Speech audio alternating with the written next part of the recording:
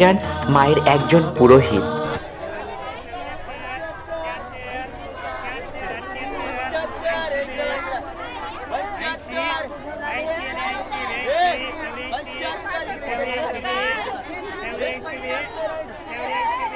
বাজার করতে গিয়ে পুরোহিত লক্ষ্য করেন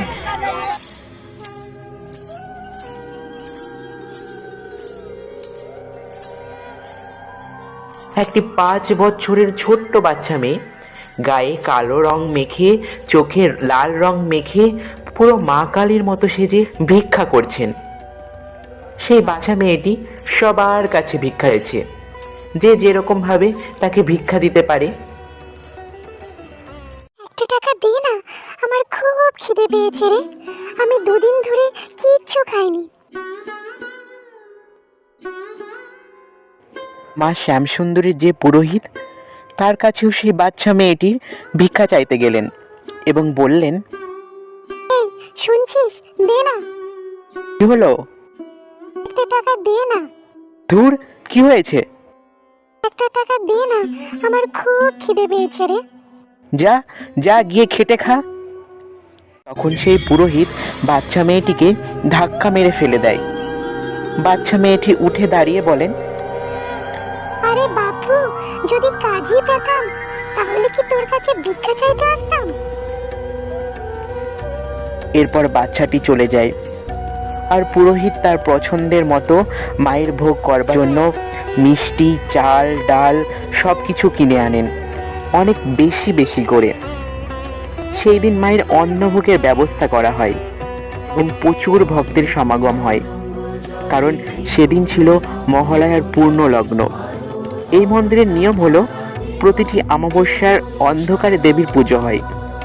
শুধুমাত্র দীপান্বিতা অমাবস্যায় বা কালী পুজোর রাত্রে দেবীর পূজা হয় আলো জ্বালিয়ে। নিয়ম মতো অন্ধকারে পূজা শুরু করেন পুরোহিত।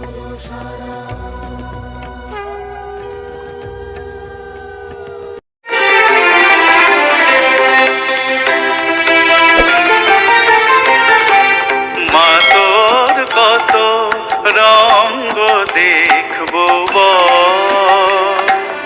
আর কত কাল সইব এ ছল। মা তোর কত রঙ্গ দেখবো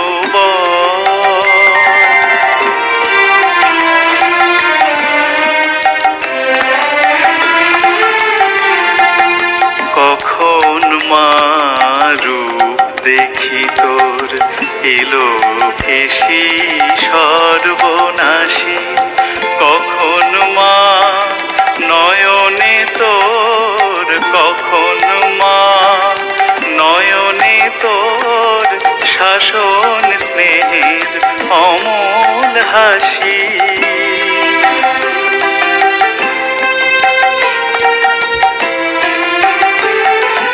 আর কতকাল সইব এ ছল। মা তোর কত রঙ্গ দেখবো বল। মা তোর কত রঙ্গ দেখবো বল।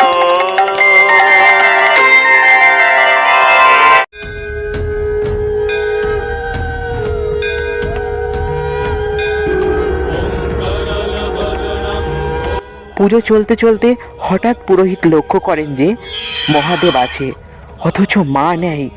মহাদেব যেন মৃত মানুষের মতো শুয়ে আছে। এ কি, মা কোথায় গেল? মায়ের রং কালো, তাই হয়তো অন্ধকারে দেখা যাচ্ছে না। আমি বরং ঘিয়ের প্রদীপটা মায়ের কাছে নিয়ে গিয়ে দেখি।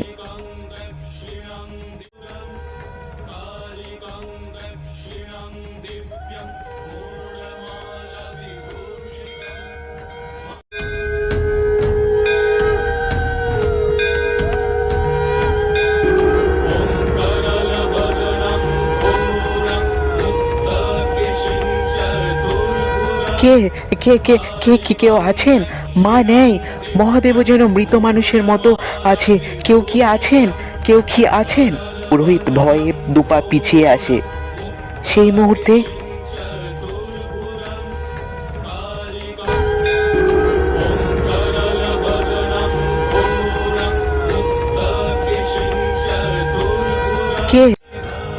তার গা ভয়ে শিউরিত হয়েছিল। ঠিক সেই সময় ছম ছম করে আওয়াজ উঠেছিল। পুরোহিত শব্দ শুনে বুঝতে পেরেছিল কেউ তার পেছন থেকে আসছে। সেই মুহূর্তে একটা পা যেন মহাদেবের বুকে ধপ করে পড়ল। তার গা ভয়ে শিউরে উঠল। সেই অন্ধকারের মধ্যে দেবীর মুখ খুলে জিহ্বা বেরিয়ে এসেছিল।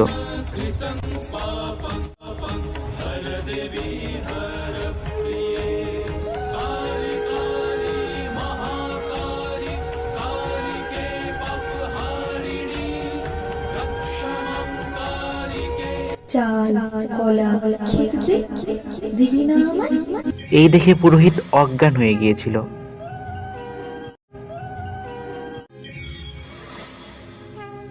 চাল কলা খেতে দে, দিবি না আমায়? আমি শুধু বড় লোকের মা নই রে, আমি গরিবেরও মা। তাই আজ থেকে তুই যতই আমার জন্যে বিশেষ পূজা করিস না কেন, যদি কোনো ভক্ত এক মুঠা চাল আর একটি পাকা কলা নিয়ে আমার কাছে নিবেদন করে, ওর থেকে বড় আমার কাছে কিচ্ছু নয় রে। দে চাল কলা খেতে দে, দিবি না আমায়?